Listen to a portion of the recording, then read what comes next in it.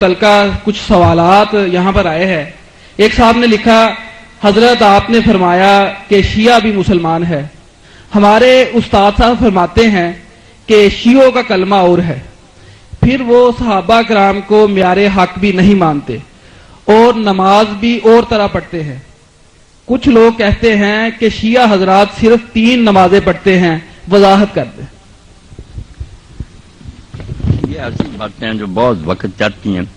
میں نے جو اصولی باتیں کہی تھی ان پر سارے دوستوں کو توجہ مرکوز کرنی، ذہن میں اس کو بٹھاتے ہیں کہ جب کوئی یہ بات مانتا نا کہ اب حضور کے بعد کوئی مرکز ہدایت نہیں آئے گا، 2 دین ہم لیں گے نا حضور سے لیں گے، وہ مسلم ہے، اس کو کافر نہیں کہہ سکتے۔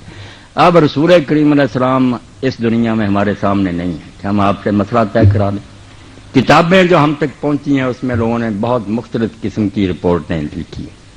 کتابیں سب گروہوں کے پاس ایسی ہیں، بڑی بڑی ہیں، عالموں نے لکھی ہیں، پرہیزگاروں نے لکھی ہیں۔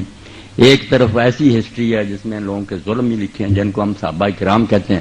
میں اور آپ تو چونکہ سنیوں میں پیدا ہوئے، ہمارے دلوں میں تو ان کی حقیقت ہے، ہم سمجھتے ہیں کہ ان کو برا کیوں کہ، مگر آپ ذرا اگر صبر کر کے حوصلہ سے کام لے کر کتابیں دیکھیں ان کی بھی، اور اپنی کتابوں میں جو نشاندہی کرتے ہیں ان کو ذرا دیکھیں اور تھوڑا سا یہ سوچیں کہ بھئی ان کی بات بھی تو کوئی سوچنی چاہیے۔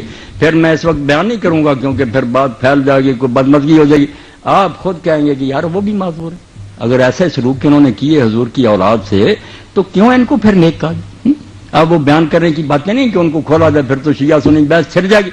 صرف بات یہ کہ جو کسی غریب کو پہنچا نا، وہ نہیں کہتا کہ میں حضور کو نہیں مانتے گا، حضور سے پہنچا یہ لگا، ہمیں یہ پہنچا حضور یہاں ہاتھ باندھتے، حنفی حضرات کو پہنچا کہ ناف کے نیچے بات، کتابوں میں سب باتیں ہیں، کوئی نہیں کہہ سکتا کہ یہ ناف تلے نہیں لکھا یا سینے پر ہی لکھا۔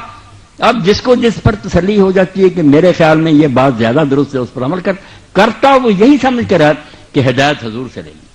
اب شیعہ حضرات نے دیکھا، ان کی بات چھوڑیں، نماز کی بات، میں اپنی کتابوں کی بات کرتا ہوں۔ اگر کسی نے پڑھا ہے تو مصنف ابن ابی شیبہ دیکھے، یہ سب لوگ امام بخاری اور مسلم کے استاد تھے، ان سے پہلے انہوں نے کتابیں لکھی۔ اس میں الگ باب ہے کہ ان لوگوں کا بیان جو نماز ہاتھ چھوڑ کر پڑھتے، اب اس میں کون آدمی آتا؟ یہ ہم صحابہ کے عاشق کیا کدھر جائیں گے پھر کہ عبداللہ ابن زبیر رسول اللہ کی پھوپھی کے بیٹے ہیں، یہ عبداللہ ان کا بیٹا ہے اور حضرت ابوبکر صدیق کا نواسا، ہاتھ چھوڑ کر نماز پڑھتا تھا، اتنا بڑا صحابی ہے رسول۔ اور مدینہ منورہ میں، کوفہ میں، بصرہ میں یہ جتنے ہمارے امام ہیں ان کے جو استاد تھے صحابہ کے بعد ان کو تابعین، مدینہ میں جائیں امام سعید ابن مسیب جن کو سید التابعین کا، صحابہ کے بعد سب سے ہاتھ چھوڑ کر نماز پڑھتے۔ ہماری سنیوں کی کتابوں میں ہم بصرہ میں جاتے ہیں، حسن بصری اور محمد ابن سیرین یہ ہاتھ چھوڑ کر پڑھتے۔ مکہ میں یا کوفہ میں آتے ابو حنیفہ رحمۃ اللہ علیہ کے استاد دادا ابراہیم نخعی، یہ ہماری کتابیں۔ اب کون سی نماز شیعوں کی رگ ہاتھ چھوڑ کر پڑھتے اور کیا ظلم کرتے؟ کوئی بات نہیں، ہماری کتابیں گواہی دیتی ہیں یہ نماز پڑھنے والے بھی صحابی تھے، بڑے بڑے تابعین۔ اور کوئی بات بتائیں، یہ کلمے کی کیا بات ہے؟ کلمے کی کوئی بات نہیں، یہ بھی انہوں پڑھ مولویوں نے بات بنا رکھی ہے، جو کلمہ ہم پڑھتے ہیں ناراض نہ ہونا، آپ بات چل پڑیے، یہ کہاں قرآن میں لا الہ الا اللہ محمد رسول اللہ کو دکھایا مجھے قرآن میں، حدیث رسول میں دکھائے کہیں یہ کلمہ طیبہ نہیں۔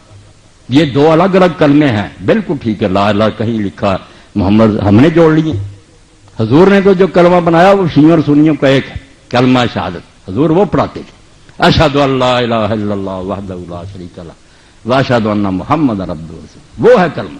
یہ ہمیں 2 جمع کیے، انہوں نے ایک تیسرا بھی اکٹھا کر لیا، اگر کوئی چوتھا بھی کر لے کہ ساتھ ہی کہ ابوبکر صدیق عمر فاروق، کچھ بھی نہیں بگڑتا، نیک باتیں اکٹھی کرتے ہیں، یہ کوئی اسلام کے کلمے نہیں، نہ کوئی دین اس سے بگڑتا ہے، اچھی باتیں جو اکٹھی کرتے ہیں آپ، عثمان ذوالنورین کر لیں آپ بھی کلمہ، یہ کریں، یہ کلمہ کوئی نہیں ہے، یہ کلمہ طیبہ آپ بھی حیران ہوں گے، کسی آیت میں نہیں اس طرح بنا بنایا آیا، کسی حدیث میں نہیں، 2 الگ الگ چیزوں کو لے کر ہم نے اکٹھا کر دیا۔ انہوں نے بھی اگر کہہ دیا علی ولی اللہ تو ہم بھی مانتے ہیں کہ علی جو تھے اللہ کے ولی تھے، کوئی شک والی بات اس طرح کی